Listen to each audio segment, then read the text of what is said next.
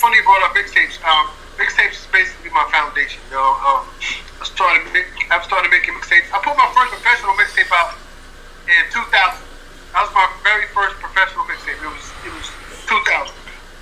But before that, I was always trying to learn how to DJ and do mixtapes. But my very first mixtape was called Happy Thoro's Year. It was year 2000.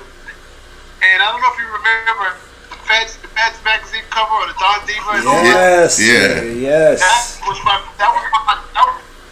mixtape cover. It was the Feds. It was like I was on the cover of the Feds magazine. That's how I did my first cover. I used to want to be on that shit. It's funny. My very first mixtape cover, the very first mixtape I did, I always got to shout out the people that was there for me. Like when it was popping. Like so, for instance, I'm sure everybody familiar with Deja Vu, Uptown Baby, the Lord Peter Gunn song.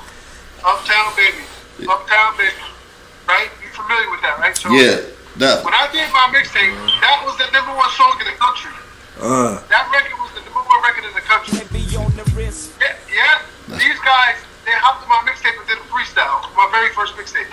So that would be equivalent to like whoever's the #1 artist right now, and you're just now putting it on a mixtape, and they do a freestyle, and they do a freestyle for your mixtape. You know what I mean?